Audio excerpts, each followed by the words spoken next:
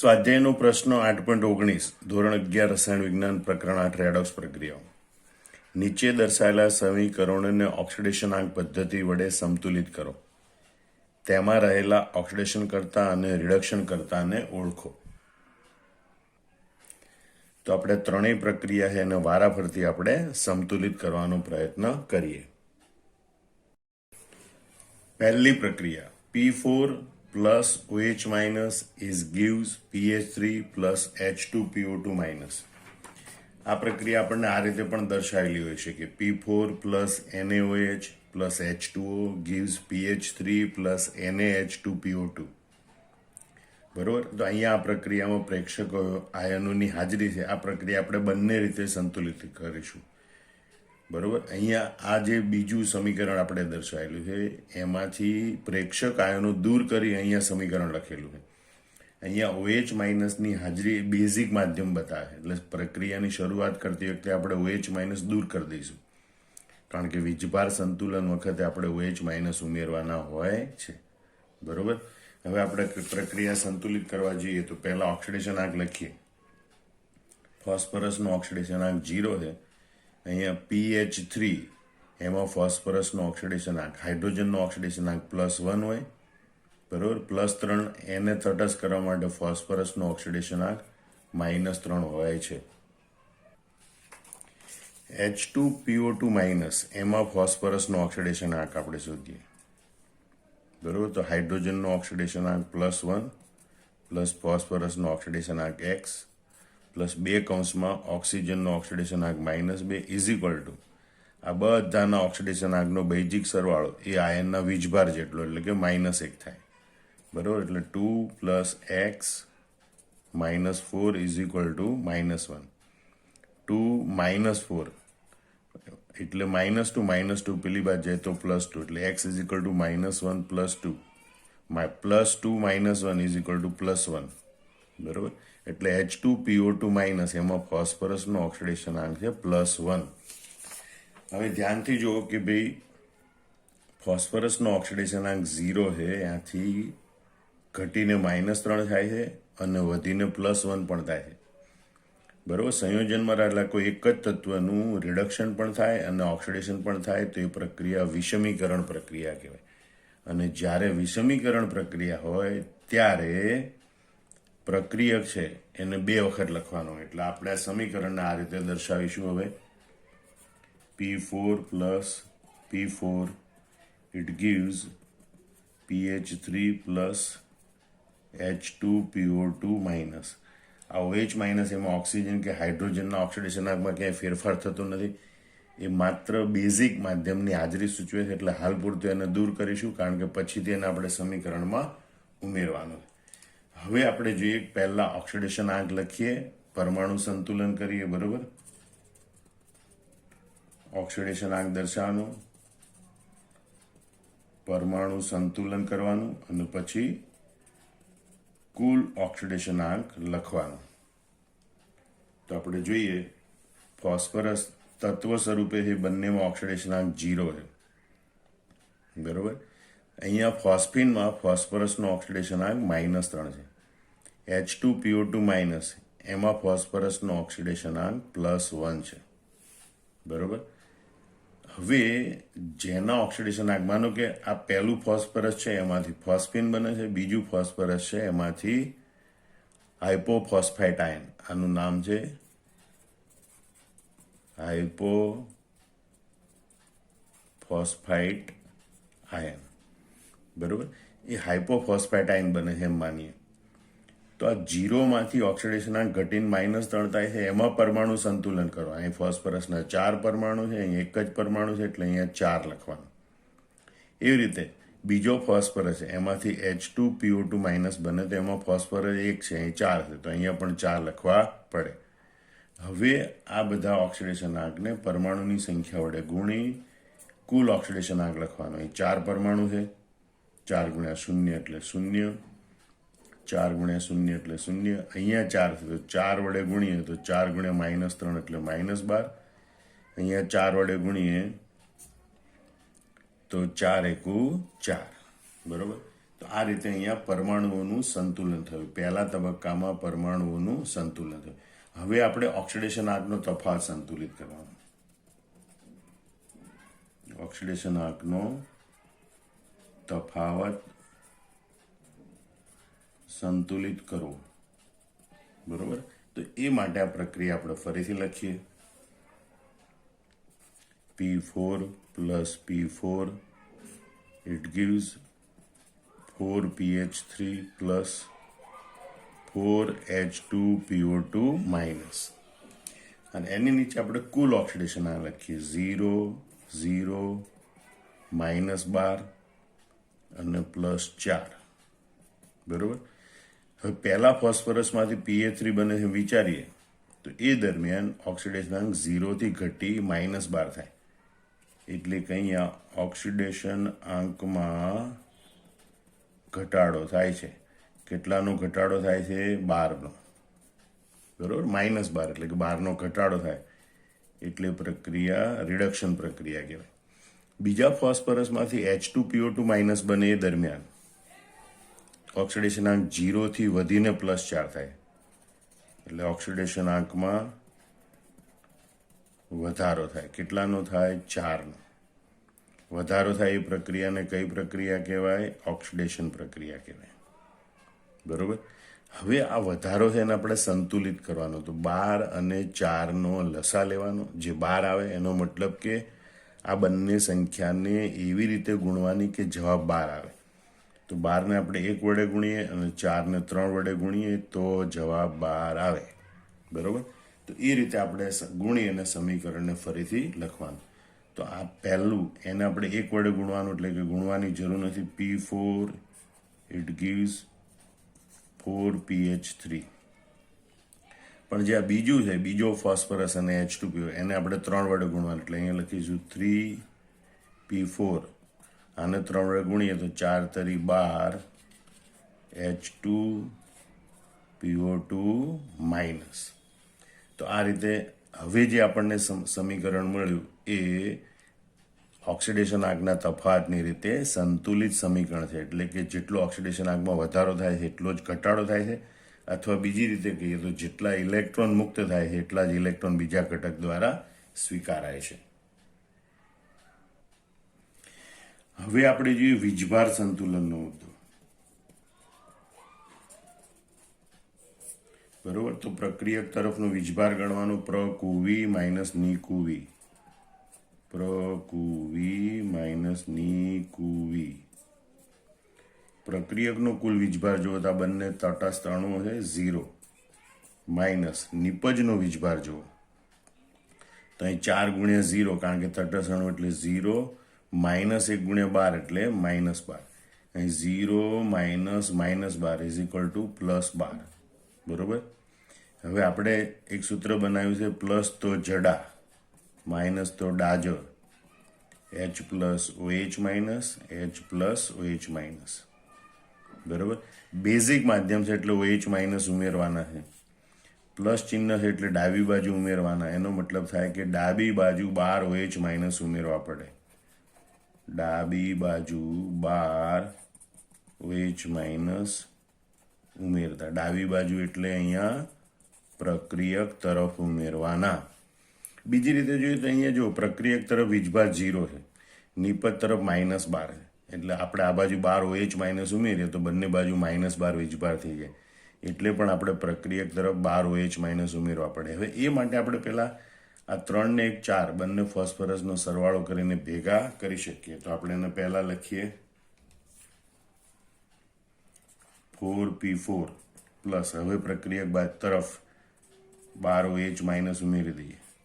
બાકીનું બધું એમને લખીએ નિપજ તરફ 4PH3 પ્લસ 12 H2PO2 માઇનસ.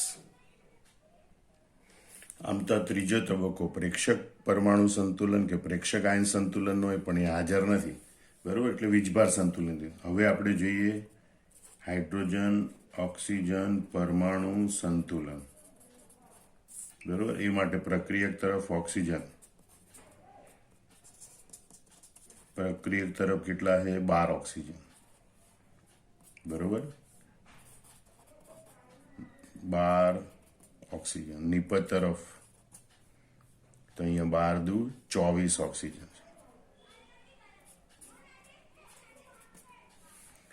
તો આપણે બાદ કરીએ કે ભાઈ 24 - 12, તો પ્રક્રિયક તરફ 12 ઓક્સિજન ઓછા છે. 24 - 12 બરાબર 12, એટલે કે પ્રક્રિયક તરફ 12 ઓક્સિજન ઓછા, માટે જે તરફ જેટલા ઓક્સિજન ઓછા હોય એટલા પાણીના અણુ ઉમેરવાના. બરોબર, એટલે આપણે કહીશું કે ભાઈ પ્રક્રિયક તરફ 12 H2O ઉમેરતા. તો સમીકરણ આપણે આ પ્રમાણે લખી શકીશું.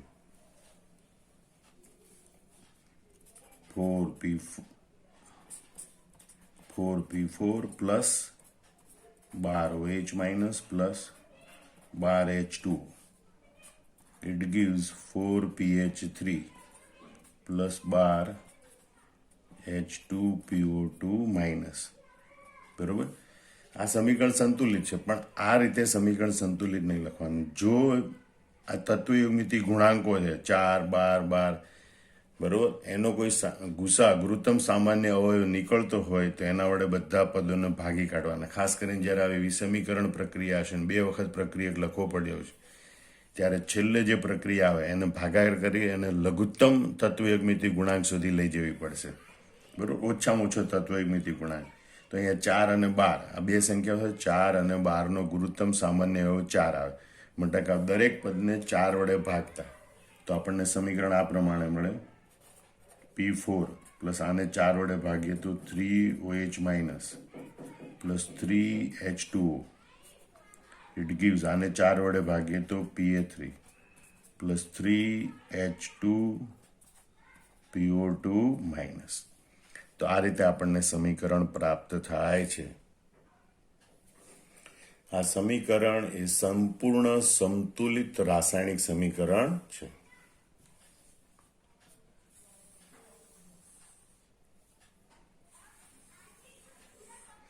એનો તાળો પણ આપણે મેળવી શકીએ. ફોસ્ફરસ, ઓક્સિજન, હાઇડ્રોજન અને વીજભાર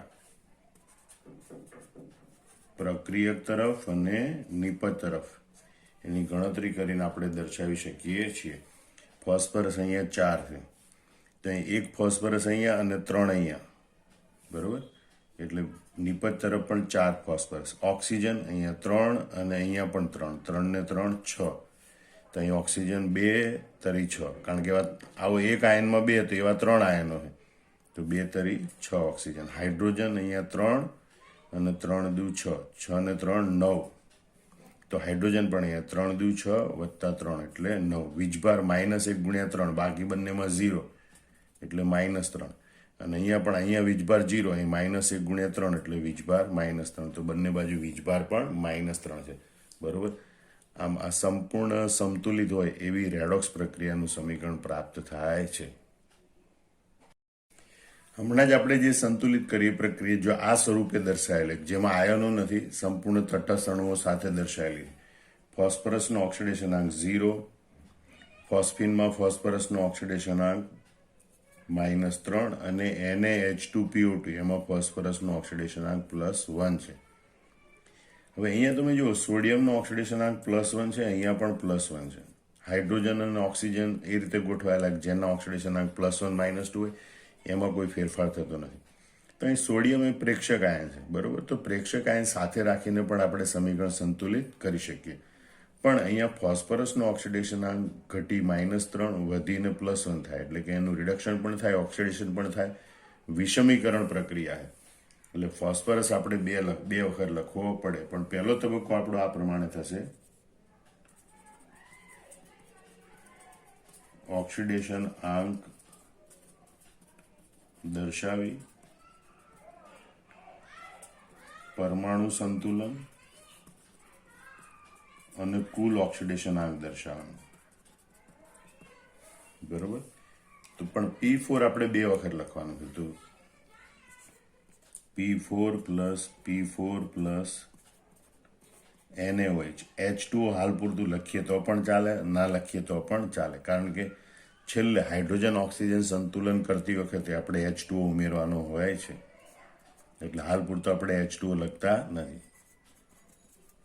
વીજભાર સંતુલન કરતી વખતે H+OH માઇનસ ઉમેરવાના, એટલે શરૂઆતમાં પ્રક્રિયામાં H+OH આપ્યા હોય તો ન લખીએ તો પણ ચાલે. NaH2PO2. બરોબર. હવે આપણે એના ઓક્સિડેશન આંક દર્શાવીએ. પહેલા 0 0, ફોસ્ફીનમાં -3 અને NaH2PO2 સોડિયમ હાઇપોફોસ્ફેટ. બરોબર. એમાં ફોસ્ફરસનો ઓક્સિડેશન આંક +1. હવે પરમાણુ સંતુલન કરીએ. માનો કે પહેલો ફોસ્ફરસ છે, એમાંથી ફોસ્ફીન બને છે, તો અહીંયા 4 પરમાણુ, એક પરમાણુ છે, 4 વડે ગુણવાથી બંને બાજુ પરમાણુ સંતુલન થાય. બીજો ફોસ્ફરસ અણુ છે, એમાંથી NaH2PO2 બને છે, એમ માની લઈએ. તો ફોસ્ફરસના 4 પરમાણુ, નિપજ તરફ એક જ પરમાણુ, તો એને પણ આપણે 4 વડે ગુણવો પડે. અને હવે કુલ ઓક્સિડેશન આંક દર્શાવો. આ ઓક્સિડેશન આંકને પરમાણુની સંખ્યા વડે ગુણીને, તો પરમાણુની સંખ્યા 4, 4 ગુણ્યા 0 એટલે 0, 4 ગુણ્યા 0 એટલે 0. અહીંયા પણ પરમાણુની સંખ્યા 4, 4 ગુણ્યા -3 એટલે -12.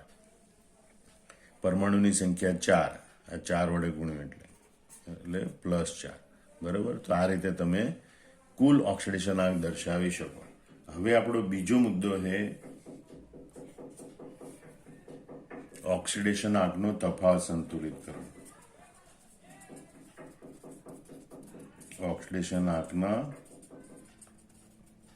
તફાવતનું સંતુલન. બરોબર. એ માટે આપણે પ્રક્રિયા ફરીથી લખીએ અને કુલ ઓક્સિડેશન આંક દર્શાવીશું.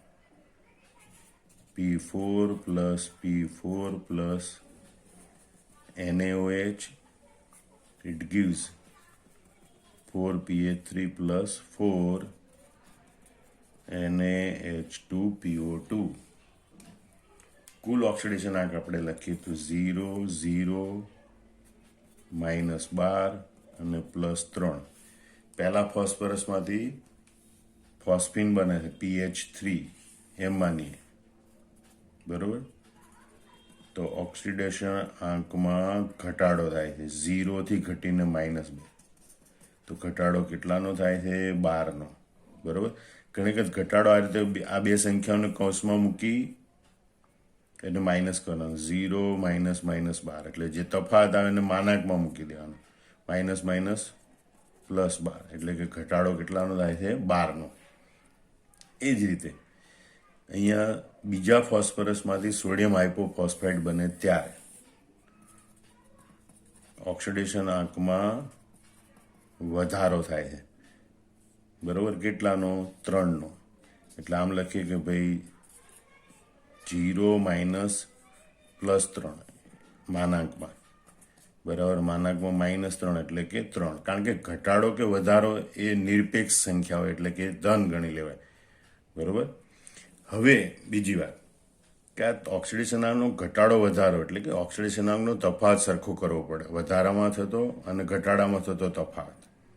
બરાબર. એટલે 12 અને 3ને સરખા કરવા પડે. સોરી, અહીં ઓક્સિડેશન આંક છે +4 છે, એટલે અહીં ઓક્સિડેશન આંકનો વધારો આપણો થશે 4નો. કેટલાનો થશે? 4નો. ઉતાવળમાં ભૂલથી અહીંયા 3 લખાઈ ગયું હતું. અહીં કેટલાનો વધારો થાય છે? 4નો. એટલે કે આપણે 12 અને 4ને સરખા કરવા પડે. કોને? 12 અને 4ને. તો 12 અને 4નો લસા આવે 12. એટલે આ બંને સંખ્યાને એવી રીતે ગુણવાની કે જેથી જવાબ 12 આવે. એટલે 12ને 1 વડે ગુણવાનું, 4ને 3 વડે ગુણવાનું. બરોબર. તો એ રીતે આપણે ગુણીને ફરીથી સમીકરણ લખીએ. તો આ બંને તો 1 વડે ગુણવાનું, એટલે આપણે એને ગુણાકાર કરીશું નહીં. P4 plus it gives 4PH3. પણ અહીંયા 3 વડે ગુણવાનું છે, એટલે આપણે લખીશું 3P4 plus NaOH પ્લસ આને 3 વડે ગુણીએ તો 3 ચોક 12 NaH2PO2.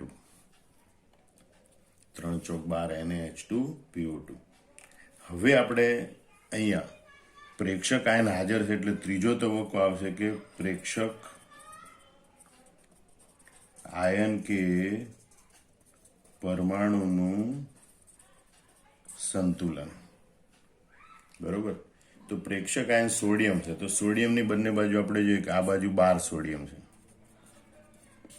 ત્યારે નિપજ તરફ 1 Na છે. તો અહીંયા આપણે જો 12 વડે ગુણીએ તો બંને બાજુ સોડિયમ પરમાણુની સંખ્યા 12 થઈ જાય, બરાબર. એટલે પ્રેક્ષક પરમાણુ સંતુલન માટે આપણે આ NOH ને 12 વડે ગુણવા પડે અને સમીકરણ ફરીથી લખવું પડે. તો NOH ને 12 વડે ગુણતા P4 plus 3P4 plus 12 NaOH, it gives 4PH3 plus 12 NaH2PO2, બરોબર. તો આ રીતે બંને બાજુ પ્રેક્ષક પરમાણુ એટલે કે સોડિયમ આયનનું સંતુલન થઈ ગયું. પછીનો તબક્કો આ વીજભાર સંતુલનનો. તો અહીંયા પણ જો એક પણ બધા તટસ્થ અણુઓ છે, બધાનો વીજભાર 0 છે, નિપજ તરફ પણ બધો વીજભાર 0 છે, બરોબર. એટલે એમ કહી શકાય કે વીજભાર બંને બાજુ સંતુલિત છે. વીજભાર બંને બાજુ સંતુલિત છે. તો હવે વારો આવે હાઇડ્રોજન અને ઓક્સિજન પરમાણુ સંતુલનનો. શેનો વારો આવે? હાઇડ્રોજન અને ઓક્સિજન પરમાણુ સંતુલન. એ માટે બંને બાજુ ઓક્સિજન પરમાણુની સંખ્યા ગણવી પડે, બરોબર. પ્રક્રિયક તરફ ઓક્સિજન પરમાણુ કેટલા? પ્રક્રિયક તરફ તો 12. નિપજ તરફ ઓક્સિજન પરમાણુ કેટલા? તો કે 12 દુ 24. આ 2 અને એવા 12 અણુઓ એટલે 24. એનો મતલબ કે 24 માઇનસ 12 બરાબર 12. ઓક્સિજનનો તફાવત 12 છે. પ્રક્રિયક તરફ 12 ઓક્સિજન ઓછા છે. એનો મતલબ કે પ્રક્રિયક તરફ આપણે 12 પાણીના અણુ ઉમેરવા પડે. જે તરફ જેટલા ઓક્સિજન ખૂટતા હોય એટલા પાણીના અણુ ઉમેરવાના. તો પ્રક્રિયક તરફ આપણે 12 ઓક્સિજન ઉમેરવા. એ દરમિયાન આ બંનેનો સરવાળો કરી નાખીએ, બરોબર. એટલે 3 ને 4 4PH4 plus 12 NaOH plus 12 H2O, કારણ કે 12 પાણીના અણુ ઉમેરવાના જેથી બંને બાજુ ઓક્સિજનનું સંતુલિત થાય. It gives 4PH3 plus 12 NaH2PO2. હવે અહીંયા પણ આપણે જોઈએ કે ભાઈ તત્વયોગમિતિ ગુણાંક હોય છે 4 12 12 4 12. વિષમીકરણ પ્રક્રિયા છે એટલે આ તત્વયોગમિતિ ગુણાંક એવા આવે કે જે વધારે હોય, બરોબર. એનો ગુરુત્તમ સામાન્ય હોય, જે મળે એના વડે દરેકને ભાગી અને લઘુત્તમ તત્વયુગ્મિતિ ગુણાંક લાવવો પડે. તો 4 અને 12નો ગુરુત્તમ સામાન્ય ગુસા 4 આવે એટલે દરેક પદને 4 વડે ભાગીને સમીકરણ લખવાનું. તો આને 4 વડે ભાગીએ તો P4 4P4, બરોબર. એટલે કે P4 પ્લસ આને 4 વડે ભાગીએ તો 3 NaOH plus 3H2O. It gives આને 4 વડે ભાગીએ તો Pa3 પ્લસ આને 4 વડે ભાગીએ તો 3NaH2PO2. ભૂલથી PH4 લખે P4 લખવાનું, બરોબર. 4P4 plus 12NaOH. તો અહીંયા P4 plus 3NaOH plus 3H2. It gives Pa3 plus 3NaH2PO2. આ સંપૂર્ણ સંતુલિત સમીકરણ છે, બરોબર. આપણે તાળો મેળવવો હોય તો પણ આપણે તાળો ઝડપથી મેળવી શકીએ. બંને બાજુ ફોસ્ફરસ, પ્રેક્ષક આયન, સોડિયમ, ઓક્સિજન, હાઇડ્રોજન અને વીજભાર. પ્રક્રિયક તરફ અને નિપજ તરફ. તો ફોસ્ફરસ પરમાણુની સંખ્યા કેટલી? બંને તરફ અહીંયા 4 છે. તો અહીંયા પણ આ 3 ફોસ્ફરસ પરમાણુ અને આ 1 એટલે 4. સોડિયમ પરમાણુની સંખ્યા અહીંયા 3 છે. તો અહીંયા પણ સોડિયમ પરમાણુની સંખ્યા 3. ઓક્સિજન પરમાણુ 3 અને 3 6. ઓક્સિજન પરમાણુ 3 દુ 6 નિપજ તરફ. હાઇડ્રોજન પરમાણુ 3 3 દુ 6 ને 3 દુ 6 અને આ 3 9. તો અહીંયા પણ આ 3 દુ 6 અને 3 9. વીજભાર બધી બાજુ તટસ્થ અણુ છે, વીજભાર બંને બાજુ 0. આમાં સંપૂર્ણ સંતુલિત એવું રેડોક્સ પ્રક્રિયાનું સમીકરણ આપેલું છે. આમ તમે જો આ પ્રક્રિયા સમીકરણ અહીંયા આણ્વીય સ્વરૂપે આપેલું છે. એની પહેલા આ જ પ્રક્રિયા સમીકરણ આપણે આયનો સ્વરૂપે સંતુલિત કર્યું. મતલબ કે તટસ્થ અણુઓ સ્વરૂપે સમીકરણ આપ્યું હોય, જેમાં પ્રેક્ષક આયનો હોય કે માત્ર આયનો સ્વરૂપે આપેલું હોય સમીકરણ, તો પણ એને આપણે આપણી જ પદ્ધતિથી નિયમ પ્રમાણે જઈએ તો સંપૂર્ણપણે સંતુલિત કરી શકાય છે. પછી આપણને એમ કીધું છે કે ભાઈ આ પ્રક્રિયામાં ઓક્સિડેશન કરતા રિડક્શન કરતા ઓળખી બતાવો, બરોબર. તો અહીંયા વિષમીકરણ થાય એટલે ફોસ્ફરસનું જ રિડક્શન થાય છે, ફોસ્ફરસનું જ ઓક્સિડેશન થાય છે, એટલે P4, બરોબર. એટલે કે ફોસ્ફરસ એ ઓક્સિડેશન કરતા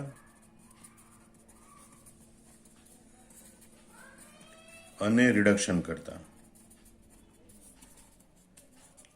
એમ બંને તરીકે વર્તે છે. વિષમીકરણ થતું હોય ત્યારે પ્રક્રિયક ઓક્સિડેશન કરતા રિડક્શન કરતા બંને તરીકે વર્તે છે. બીજી પ્રક્રિયા આપણે જોઈએ, N2H4 plus ClO3 minus it gives NO plus Cl minus, બરાબર. તો સૌ પ્રથમ ઓક્સિડેશન આંક દર્શાવી પછી આપણે કરવું પડશે પરમાણુ સંતુલન કરવું અને ત્યાર પછી કુલ ઓક્સિડેશન આંક દર્શાવવું. તો સૌ પ્રથમ આપણે સમીકરણ ફરીથી લખીએ, N2H4 plus ClO3 minus it gives NO plus Cl minus.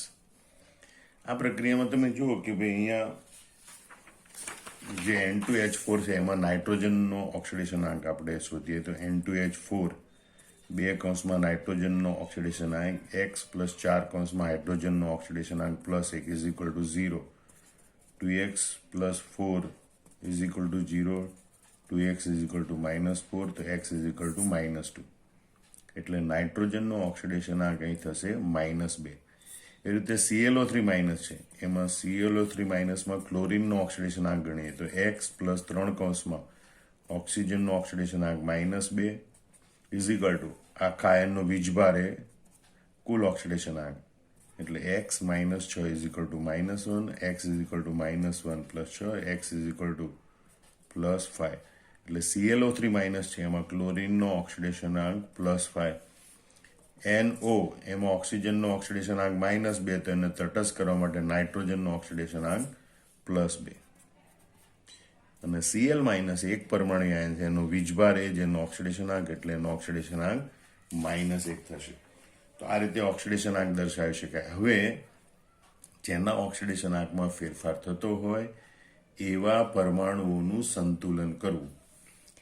અહીંયા ઓક્સિડેશન આંકમાં ફેરફાર નાઇટ્રોજન માટે થાય છે. નાઇટ્રોજનના અહીંયા બે પરમાણુ છે, નિપજ તરફ એક જ પરમાણુ છે, તો એને નાઇટ્રિક ઓક્સાઇડના અણુને 2 વડે ગુણીએ તો બંને બાજુ નાઇટ્રોજન પરમાણુની સંખ્યા સરખી થાય. અહીંયા ક્લોરીનનો એક પરમાણુ છે, નિપજ તરફ પણ ક્લોરીનનો એક પરમાણુ, એટલે ક્લોરીનના પરમાણુ સંતુલિત છે. હવે પરમાણુની સંખ્યા વડે ગુણીને કુલ ઓક્સિડેશન આંક દર્શાવવાનું. નાઇટ્રોજનના 2 પરમાણુ 2 વડે ગુણીએ -4, ક્લોરીનનો એક પરમાણુ 1 વડે ગુણીએ +5, નાઇટ્રોજનના 2 પરમાણુ 2 વડે ગુણીએ +4, ક્લોરીનનો એક પરમાણુ 1 વડે ગુણીએ -1. હવે આપણે જોઈએ ઓક્સિડેશન આંકના તફાવતનું સંતુલન. એ માટે સમીકરણ ફરીથી લખીએ, કુલ ઓક્સિડેશન આંક દર્શાવી N2H4 plus ClO3 minus it gives 2NO plus Cl minus, બરોબર. હવે કુલ ઓક્સિડેશન આંક આપણે લખીએ -4, અહીંયા +5, અહીંયા +4 અને અહીંયા -1. હવે પહેલા આપણે નાઇટ્રોજનના ઓક્સિડેશન આંક માટે જોઈએ તો -4 થી વધીને +4 થાય છે, એટલે ઓક્સિડેશન આંકમાં વધારો કેટલાનો? હવે એને આપણે કહીએ માનાંકમાં બ્રેકેટ માઇનસ બ્રેકેટ, માઇનસ બ્રેકેટની અંદર આ બંને સંખ્યા લખવાની, -4 અને +4. તો -4 -4, બરોબર, એટલે -8, એટલે કે 8 નિરપેક્ષ મૂલ્ય. આમાં ઓક્સિડેશન આંકમાં વધારો કેટલાનો થાય? 8નો. ધ્યાન રાખજો, બરોબર. આ ગણતરી કરવાની આપણે, બરોબર. -4 માઇનસ કૌંસમાં +4, માઇનસ પ્લસ માઇનસ થાય, બરાબર, એટલે -4 એટલે -8, અને એ માનાંકની બહાર કાઢીએ તો 8 તફાવત છે, એનું મૂલ્ય આપણે ધન લઈએ, બરાબર, એટલે ઓક્સિડેશન આંકનો વધારો 8. હવે વધારો થાય છે એટલે એ પ્રક્રિયા ઓક્સિડેશન છે, જેનું ઓક્સિડેશન થાય રિડક્શન કરતા કહેવાય, માટે N2H4 એ અહીંયા રિડક્શન કરતા છે. ClO3 માઇનસ, એમાં ઓક્સિડેશન આંક +5 ઘટીને -1 થાય, મોડમાં બ્રેકેટ માઇનસ બ્રેકેટ, +5 -1, +5 -1 એટલે +5 +1 બરાબર મોડમાં +6 ઇઝ ઇક્વલ ટુ +6. અત્યાર સુધી આપણે આવી ગણતરી કરવાની જરૂર નહોતી પડી એટલે નહીં કરી હતી, બાકી આવી રીતે ગણતરી કરવાની ડાયરેક્ટ. હવે તમને ખબર પડી જાય કે 5માંથી ઘટીને -1 થાય, એનો મતલબ કે ઓક્સિડેશન આંકમાં ઘટાડો 6 નો થાય, તો ડાયરેક્ટ લખવાનું ઓક્સિડેશન આંકમાં ઘટાડો 6, નહીંતર આવી રીતે ગણતરી કરવાની. મોડ બ્રેકેટ માઇનસ બ્રેકેટ અને બ્રેકેટમાં સંખ્યાઓ લખવાની, અને જે સરવાળો બાદબાકી થતો હોય, બરાબર, એને છેવટે ધન મૂલ્ય તરીકે લેવાનું. હવે આપણે જોઈએ કે ભાઈ 8 અને 6, તો એને કેટલા વડે ગુણવાના? તો એ બંને સંખ્યા સરખી કરવાની, તો 8 અને 6 નો લસા લેવાનો. 8 અને 6 નો લસા આવે 24, બરાબર. તો આ બંને સંખ્યાને આપણે એવી રીતે ગુણવાની કે જેથી જવાબ 24 આવે. તો 8 ને 3 વડે ગુણવાથી જવાબ 24 આવે, 6 ને 4 વડે ગુણવાથી જવાબ 24 આવે. એનો મતલબ કે આ નાઇટ્રોજનવાળા બંને ઘટકો છે, એને બંનેને 3 વડે ગુણવાના. સમીકરણ આપણે ફરીથી લખીએ, આને 3 વડે ગુણીએ તો 3N2H4 ઇટ ગીવ્સ, આને 3 વડે ગુણીએ 3 દુ 6NO, બરોબર. એવી રીતે આ બંનેને આપણે કેટલા વડે ગુણવાના? 4 વડે, એટલે 4ClO3 માઇનસ, પ્લસ આને 4 વડે ગુણીએ તો 4Cl માઇનસ. હવે પછીનો તબક્કો આવે પ્રેક્ષક પરમાણુ કે આયન સંતુલન. અહીંયા કોઈ પ્રેક્ષક પરમાણુ કે આયન છે નહીં, અને એટલે આપણો તબક્કો આવે વીજભાર સંતુલન, બરોબર. વીજભાર સંતુલન માટે ગણતરી કરવી હોય તો આપણે લખીએ પ્રકુવી માઇનસ નિકુવી, બરોબર. હવે એ ગણતરી નથી કરવી. માનો કે આપણે ખબર છે બંને બાજુ વીજભાર જોઈ લેવાનો, -1 ગુણ્યા 4 -1 ગુણ્યા 4, બંને બાજુ વીજભાર સરખા છે, એટલે -4 -4 is equal two -4 + 4 is equal two 0. એનો મતલબ કે વીજભાર સંતુલિત છે, એક પણ તરફ OH માઇનસ ઉમેરવાની જરૂર નથી. વીજભાર આ તફાવત શૂન્ય આવે, એનો મતલબ કે વીજભાર સંતુલિત છે. ફરીથી આપણે સમીકરણ લખી નાખીએ,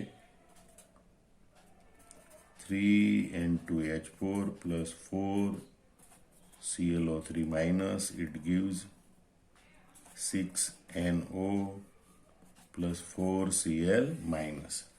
હવે આપણે જોઈએ હાઇડ્રોજન ઓક્સિજન પરમાણુ સંતુલન. હાઇડ્રોજન ઓક્સિજન પરમાણુ સંતુલન એ માટે પ્રક્રિયક તરફ અને નિપજ તરફ ઓક્સિજન પરમાણુની સંખ્યાની ગણતરી કરવી પડે. પ્રક્રિયક તરફ ઓક્સિજન પરમાણુ 4 તરી 12, બરોબર. નિપજ તરફ ઓક્સિજન પરમાણુ બરાબર 6. એનો મતલબ કે નિપજ તરફ 6 ઓક્સિજન ખૂટે છે, બરોબર. એટલે આપણે એમ લખી શકીએ કે ભાઈ નિપજ તરફ 6 ઓક્સિજન પરમાણુ ઉમેરતા. નિપજ તરફ 6 ઓક્સિજન પરમાણુ, ઓક્સિજન ખૂટતા હોય તો પાણીના અણુ ઉમેરવા પડે.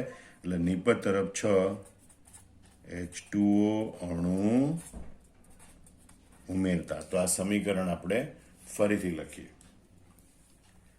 3N2H4 plus 4ClO3 minus, it gives 6NO plus 4Cl minus plus 6H2O. હવે આપણે જોઈએ કે આ સમીકરણ છે બંને બાજુ સંપૂર્ણ સંતુલિત સમીકરણ છે, બરોબર. બંને બાજુ 3 દુ 6 નાઇટ્રોજન, તો 6 નાઇટ્રોજન, 4 તરી 12 હાઇડ્રોજન, તો 6 દુ 12 હાઇડ્રોજન, 4 તરી 12 ઓક્સિજન, તો આ 6 વત્તા 6 12 ઓક્સિજન, બરોબર. 4 ક્લોરીન, તો 4 ક્લોરીન, અને વીજભાર -1 ગુણ્યા 4 -1 ગુણ્યા 4, તો આ સમીકરણ એ બંને બાજુ સંપૂર્ણ સમતોલી સમીકરણ છે. રેડોક્સ પ્રક્રિયાનું સંપૂર્ણ સમતોલી સમીકરણ છે. હવે આ પ્રક્રિયામાં N2H4 બરોબર એનું ઓક્સિડેશન થાય છે.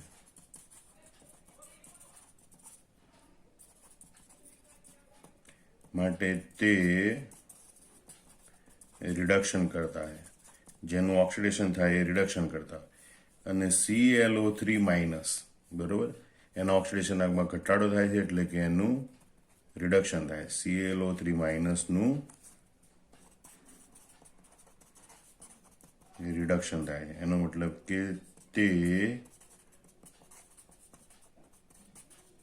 ઓક્સિડેશન કરતા છે બરોબર. આમાં પ્રક્રિયામાં N2H4 એ રિડક્શન કરતા है, ClO3 માઇનસ એ ઓક્સિડેશન કરતા है.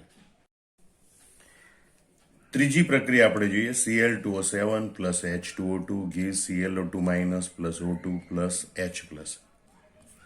H પ્લસ આયન છે એ એસિડિક માધ્યમ સૂચવે છે, પણ આપણને અગાઉ એમ કીધું છે કે આ પ્રક્રિયા બેઝિક માધ્યમમાં થાય છે. તો આપણે એમ સમજી લઈએ માનો કે એસિડિક માધ્યમ હોય તો વીજભાર સંતુલન કરતી વખતે H પ્લસ ઉમેરવાના હોય બરોબર, અને બેઝિક માધ્યમ હોય તો વીજભાર સંતુલન કરતી વખતે OH માઇનસ ઉમેરવાનું. હવે આ પ્રક્રિયા આપણે એવી રીતે સંતુલિત કરીશું કે ભાઈ એસિડિક માધ્યમ હોય તો વીજભાર સંતુલન પછી બરોબર ત્યાં સુધી સરખું કરવાનું. એટલે એસિડિક અને બેઝિક બંને માધ્યમ હોય તો કેવી રીતે સંતુલિત કરી શકાય એક સાથે આ પ્રક્રિયાને આપણે જોઈશું. પણ સૌથી પહેલો તબક્કો આવે પરમાણુ સંતુલન. પરમાણુ સંતુલન કરી અને કુલ ઓક્સિડેશનાંક દર્શાવો. એ માટે આપણે સમીકરણ લખીએ. Cl2O7 plus H2O2 it gives ClO2 minus plus O2. હાલ પૂરતો આપણે H દર્શાવતા નથી કારણ કે વીજભાર સંતુલન કરતી વખતે આપણે એને ઉમેરવો પડશે માટે. હવે આપણે જોઈએ કે Cl2O7 છે બરોબર, એમાં ક્લોરીનનો ઓક્સિડેશનાંક કેટલો? તો બે કૌંસમાં ક્લોરીનનો ઓક્સિડેશનાંક માનો કે X, 7 કૌંસમાં ઓક્સિજનનો ઓક્સિડેશનાંક -2 is equal two 0. 2x - 14 is equal two 0 માટે 2x ઇઝ ઇક્વલ ટુ 14 માટે x ઇઝ ઇક્વલ ટુ +7. એટલે અહીંયા ક્લોરીનનો ઓક્સિડેશનાંક +7 થશે. H2O2 હાઇડ્રોજન પેરોક્સાઇડ છે. હાઇડ્રોજન પેરોક્સાઇડમાં ઓક્સિજનનો ઓક્સિડેશનાંક -1 હોય. ClO2 માઇનસ લઈએ બરોબર, તો x પ્લસ 2 કૌંસમાં ઓક્સિજનનો ઓક્સિડેશનાંક -2 ઇઝ ઇક્વલ ટુ આયનનો વીજભાર -1. x - 4 ઇઝ ઇક્વલ ટુ -1, -4 પેલી બાજુ જાય તો +4, -1 + 4 એટલે x is equal to +3. Chlorite ion એટલે કે ClO2 માઇનસ આયન એમાં ક્લોરીનનો ઓક્સિડેશનાંક +3 હોય અને ઓક્સિજન અહીંયા તટસ્થ અણુ તરીકે દર્શાવેલો છે એનો ઓક્સિડેશનાંક 0 હોય. હવે જેના ઓક્સિડેશનાંકમાં ફેરફાર થાય છે એવા પરમાણુઓનું આપણે સંતુલન કરીએ. ક્લોરીનના 2 પરમાણુ છે, નિપજ તરફ ક્લોરીનનો 1 પરમાણુ છે, તો અહીં 2 વડે ગુણવાથી બંને બાજુ ક્લોરીન પરમાણુની સંખ્યા 2 થાય. ઓક્સિજનના અહીં 2 પરમાણુ છે H2O2માં અને O2 અણુમાં 2 પરમાણુ, તો બંને બાજુ ઓક્સિજનના પરમાણુ સંતુલિત છે. હવે આ ઓક્સિડેશનાંક 1 પરમાણુ માટે હોય એને આપણે પરમાણુની સંખ્યા વડે ગુણી અને કુલ ઓક્સિડેશનાંક દર્શાવીએ. તો અહીંયા 2 વડે ગુણીએ તો 7 × 2 + 14. અહીંયા 2 વડે ગુણીએ 2 × -1 એટલે -2. 2 વડે ગુણીએ 2 તરી +6. 2 વડે ગુણીએ તો 0 ઓક્સિડેશન બરોબર. હવે આપણો મુદ્દો આવશે ઓક્સિડેશન આંકનો તફાવત સંતુલિત કરવાનો. ઓક્સિડેશન આંકના તફાવતનું સંતુલન. હવે એ માટે આપણે ફરીથી પ્રક્રિયા લખીએ અને કુલ ઓક્સિડેશન આંક દર્શાવીએ. Cl2O7 plus H2O2 it gives 2ClO2 minus plus O2. Cool oxidation આંક આપણે દર્શાવીએ +14 -2 +6 અને 0. હવે આપણે અહીં જોઈએ કે ભાઈ ક્લોરીનના ઓક્સિડેશન આંકમાં શું ફેરફાર થાય, તો +14 ઘટીને 6 થાય, એટલે ઓક્સિડેશન આંકમાં ઘટાડો થાય છે. +14 -+6 બરાબર +8. મોડ કરીએ તો 8. એટલે ઓક્સિડેશન આંકમાં ઘટાડો કેટલાનો? 8નો ઘટાડો થાય એટલે પ્રક્રિયા રિડક્શન પ્રક્રિયા કહેવાય. એટલે Cl2O7 થી ઓક્સિડેશન કરતા કહેવાય. ઓક્સિજનનો ઓક્સિડેશન આંક આપણે અહીં જોઈએ. H2O2 માંથી O2 બને ત્યારે -2 થી વધીને 0 થાય છે, બરોબર. -2 - 0 મોડમાં એટલે -2 એટલે કે 2, બરોબર. એટલે આપણે એમ કહી શકીએ કે ભાઈ ઓક્સિડેશન આંકમાં વધારો કેટલાનો થાય? 2નો. કેટલાનો વધારો થાય? 2નો. -2 - 0 એટલે -2 મોડમાં, અને એટલે જવાબ આવે 2. ઓક્સિડેશન આંકમાં વધારો થાય એટલે કઈ પ્રક્રિયા કહેવાય? ઓક્સિડેશન પ્રક્રિયા કહેવાય. હવે ઓક્સિડેશન આંકનો તફાવત સંતુલિત કરવાનો, બરોબર. અહીં ઓક્સિડેશન આંકમાં ઘટાડો કેટલાનો થાય છે? 8નો. વધારો કેટલા થાય? 2. 2 અને 8નો લસા આવે 8. 8 આવે એવી રીતે ગુણવાનું, એટલે આપણે 1 આવે, અહીંયા 4 વડે ગુણવાનું. ખ્યાલ આવી ગયો? તો હવે આપણે લખીએ, આ બે પદને 4 વડે ગુણીને લખવાનું. તો સમીકરણ ફરીથી લખીએ. Cl2O7 plus 4H2O2, it gives 2ClO2 minus plus 4O2. બરોબર. હવે આ તબક્કો આવે છે વીજભાર સંતુલનનો, બરોબર. હવે આપણે અહીંયા પહેલા તો પ્રકુવી માઇનસ નિકુવી, પ્રકુવી માઇનસ નિકુવી એટલે કે પ્રક્રિયકનો કુલ વીજભાર માઇનસ નિપજનો કુલ વીજભાર. પ્રક્રિયકનો કુલ વીજભાર બધા તટસ્થ અણુ છે એટલે 0 માઇનસ નિપજનો કુલ વીજભાર -1 × 2 એટલે -2 ઇઝ ઇક્વલ ટુ +2. આપણે પ્લસ માઇનસ જ ડા જ H plus OH minus H plus OH minus. હવે માની લો કે અહીંયા આપણે H પ્લસ દર્શાવેલું છે એ પ્રમાણે જો એસિડિક માધ્યમ હોય, બરોબર, તો એસિડિક માધ્યમ હોય તો H પ્લસ ઉમેરવા પડે, પ્લસ ચિહ્ન છે એટલે જમણી બાજુ H પ્લસ ઉમેરવા પડે. તો જમણી બાજુ એટલે કે નિપજ તરફ 2 H પ્લસ ઉમેરવા પડે. એટલે એસિડિક માધ્યમ હોય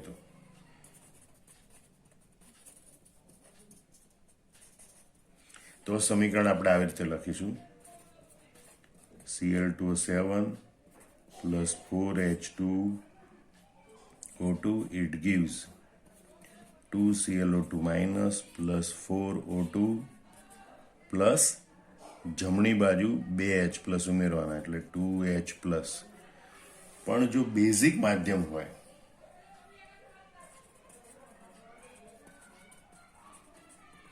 જો બેઝિક માધ્યમ હોય તો પ્લસ ચિહ્ન એટલે ડાબી બાજુ એટલે કે પ્રક્રિયક તરફ 2 OH માઇનસ ઉમેરવા પડે. તો સમીકરણ આમ લખી શકાય. Cl2O7 plus 4H2O2 plus 2OH minus, it gives 2ClO2 minus plus 4O2. બરાબર. હવે આપણે આ બંને સમીકરણમાં ઓક્સિજન હાઇડ્રોજન પરમાણુ સંતુલન જોઈશું.